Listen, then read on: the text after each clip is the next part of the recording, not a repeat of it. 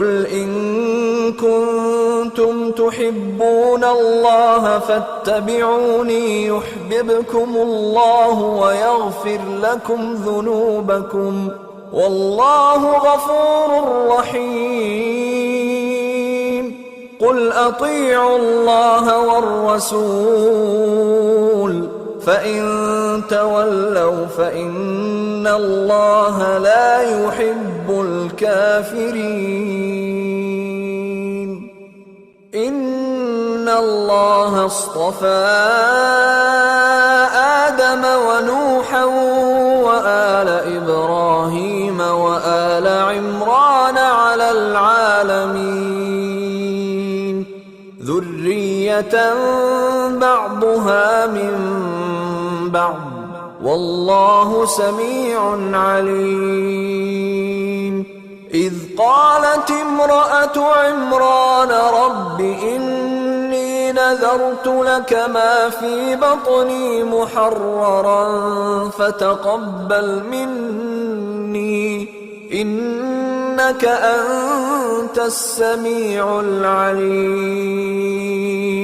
فلما وضعتها قالت رب إني وضعتها أنثى والله أعلم بما وضعت قالت رب إني وضعتها أنثى والله أعلم بما وضعت وليس الذكر كالأنثى وإني سميتها مريم وإني أعيذها بك وذريتها من الشيطان الرجيم. فتقبلها ربها بقبول حسن وأنبتها نباتا حسنا وكفلها زكريا كلما دخل عليها زكريا المحراب وجد عندها رزقا قال يا مريم أنى لك هذا قالت هو من عند الله إن الله يرزق من يشاء بغير حساب. هنالك دعا زكريا ربه قال رب هب لي من لدنك ذرية طيبة إنك سميع الدعاء. فنادته الملائكة وهو قائم يصلي في المحراب أن الله يبشرك بيحيى مصدقا بكلمة من الله وسيدا وحصورا ونبيا من الصالحين. قال رب أنى يكون لي غلام وقد بلغني الكبر وامرأتي عاقر قال كذلك الله يفعل ما يشاء.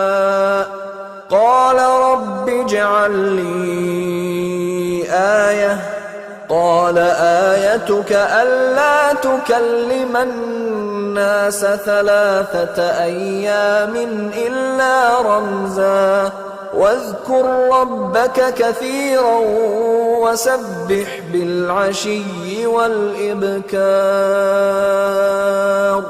ऐ पैगंबर, लोगों से कह दो कि अगर तुम अल्लाह को दोस्त रखते हो तो मेरी पैरवी करो। अल्लाह भी तुम्हें दोस्त रखेगा और तुम्हारे गुनाह मुआफ कर देगा और अल्लाह बख्शने वाला है, मेहरबान है। कह दो कि अल्लाह और उसके रसूल का हुक्म मानो, बस अगर वो न माने तो अल्लाह भी काफिरों को दोस्त नहीं रखता।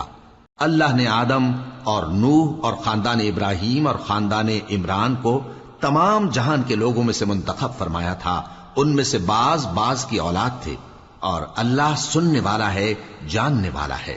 وہ وقت یاد کرنے کے لائق ہے جب عمران کی بیوی نے کہا کہ اے پروردگار، جو بچہ میرے پیٹ میں ہے میں اس کو تیری نذر کرتی ہوں، اسے دنیا کے کاموں سے آزاد رکھوں گی، تو اسے میری طرف سے قبول فرما، تو سننے والا ہے، جاننے والا ہے۔